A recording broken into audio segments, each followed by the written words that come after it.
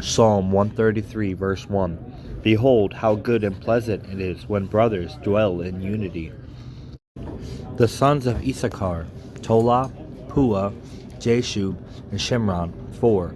The sons of Tola, Uzai, Raphiah, Jeriel, Jemai, Ibsam, and Shemuel, heads of their fathers' houses, namely of Tola, mighty warriors of their generation. Their number in the days of David being 22,600. The sons of Uzai, Izrahiah, and the sons of Izrahiah, Michael, Obadiah, Joel, and Ishiah.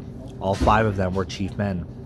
Along with them, their generations, according to their fathers' houses, were units of the army for war, 36,000, for they had many wives and sons. Their kinsmen belonging to all the clans of Issachar were in all 87,000 mighty warriors enrolled by genealogy. The sons of Benjamin, Bela, Becher, and Jediel, 3. The sons of Bela, Esbon, Uzai, Uziel, Jeremoth, Eri, 5. Heads of fathers' houses, mighty warriors, and their enrollment by genealogies was 22,034. The sons of Becher, Zemira, Joash, Eleazar, Elionai, Omri, Jeremoth, Abijah, Anathoth, and Alameth. All these were the sons of Becher, and their enrollment by genealogies, according to their generations, as heads of their fathers' houses. Mighty warriors was 20,200.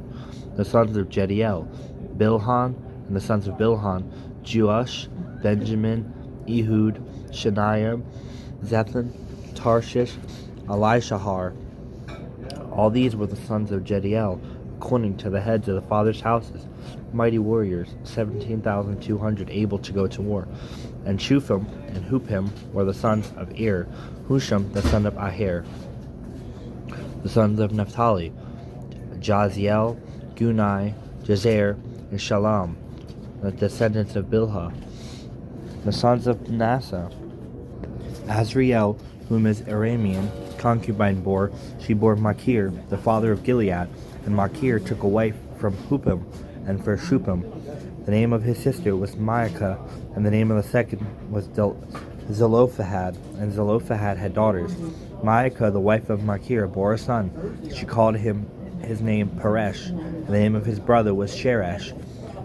His sons were Ulam and Rakem. The son of Ulam, Badan. These were the sons of Gilead, the son of Machir, son of Manasseh, and his sister Hamalasheth bore Ishbhad, Abiezer, and Mela. The sons of Shemida were Ahan, Shechem, Likai, Aniam. The sons of Ephraim, Shulatha, and Bered his son, Tahath his son, Eliada his son, Tohath his son, Zadab his son, Shuthala his son, Azer and Eliad, whom the men of Gath who were born to the land killed, because they came down to raid their livestock. And Ephraim their father mourned many days, and his brothers came to comfort him. Ephraim went in to his wife, and she conceived and bore a son, and he called his name Beriah, because disaster had befallen his house. His daughter was Shira, who built both lower and upper Beth Horon, and Uzen Shira.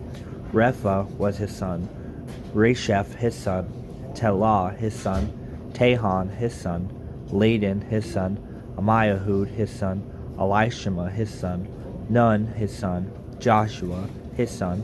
Their possessions and settlements were Bethel and its towns, and to the east Naaran, and to the west Gezer and its towns, Shechem and its towns, and Aiah and its towns. Also in possession of the Manassites, Beth Shean and its towns, Taanach and its towns, Megiddo and its towns, Dor and its towns. And these lived the sons of Joseph, the son of Israel. The sons of Asher were Imnah, Ishva, Ishvi, Beriah, and their sister Sarah. The sons of Beriah, Heber and Malchiel, who fathered Berziah. Heber fathered Japhlet, Shomer, Hotham, and their sister Shua. The sons of Japhlet were Pesach, Bimhal, and Ishvath. These are the sons of Japhlet.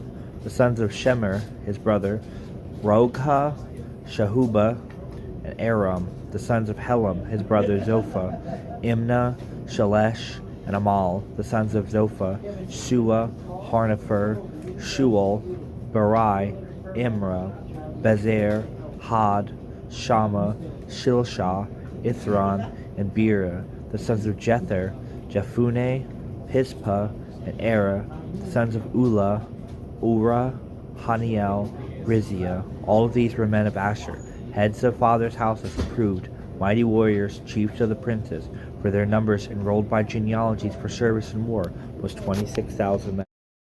Better is a poor man who walks in his integrity than one who is crooked in speech and is a fool. Desire without knowledge is not good, and whoever makes haste with his feet misses his way. When a man's folly brings his way to ruin, his heart rages against the Lord. Wealth brings many new friends, but a poor man is deserted by his friend. A false witness will not go unpunished, and he who breathes out lies will not escape. Many seek the favor of a generous man, and everyone is a friend to a man who gives gifts. All a poor man's brothers hate him. How much more do his friends go far from him? He pursues them with words, but does not have them. Whoever gets sense loves his own soul. He who keeps understanding will discover good. A false witness will not go unpunished, and he who breathes out lies will perish. It is not fitting for a fool to live in luxury, much less for a slave to rule over princes. Good sense makes one slow to anger, and it is his glory to overlook an offense. A king's wrath is like the growling of a lion, but his favor is like dew on the grass. A foolish son is ruin to his father, and a wife's quarreling is a continual dripping of rain. House and wealth are inherited from fathers, but a prudent wife is from the Lord. Slothfulness casts into a deep sleep, and an idle person will suffer hunger. Whoever keeps the commandments keeps his life. He who despises his ways will die. Whoever is generous to the poor lends to the Lord, and he will repay him for his deed. Discipline your son, for there is hope. Do not set your heart on putting him to death. A man of great wrath will pay the penalty, for if you deliver him, you will only have to do it again. Listen to advice and accept instruction, that you may gain wisdom in the future. Many are the plans in the mind of a man, but it is the purpose of the Lord that will stand. What is desired in a man is steadfast love, and a poor man is better than a liar.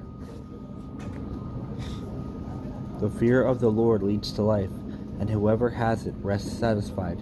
He will not be visited by harm. The sluggard buries his hand in the dish, and will not even bring it back to his mouth.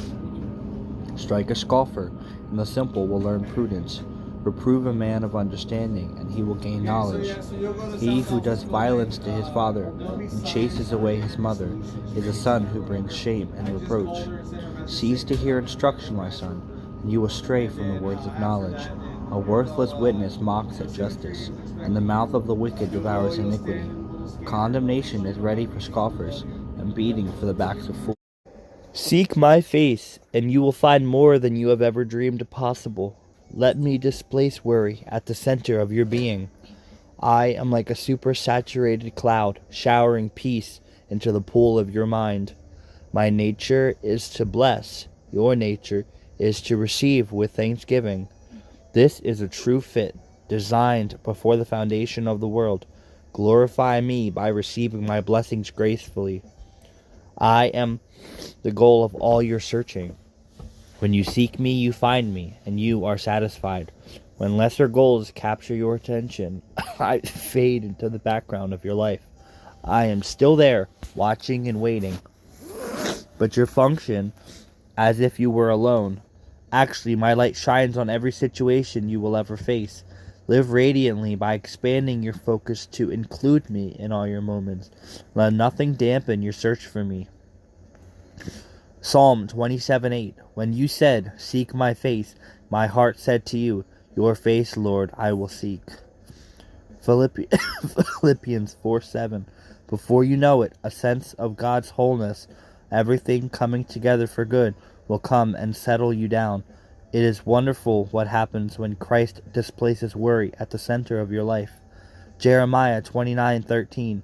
You will seek me and find me when you seek me with all your heart. Shadrach, Meshach, and Abednego answered and said to the king, O Nebuchadnezzar, we are not careful to answer thee in this matter. If it be so, our God whom we serve is able to deliver us from the burning fiery furnace, and he will deliver us out of thine hand, O king. But if not, be it known unto thee, O king, that we will not serve thy gods, nor worship the golden image which thou hast set up. Daniel 3:16-18. It is one of the most well-known stories in Scripture. King Nebuchadnezzar constructed a massive golden idol and commanded everyone in his kingdom to worship it. But the music played, leaders from across the empire bowed in submission. All except 3 young men from Israel. Their jealous accusers quickly reported them to the king, and they were summoned before him. Nebuchadnezzar offered them a second chance, promising to spare their lives if they would bow, but they refused. Indeed, there is no proper way to mix the worship of God with the worship of anything else. He must be first and only. As Exodus 20, verse 3 says, Thou shalt have no other gods before me. The threat these 3 young men faced was real.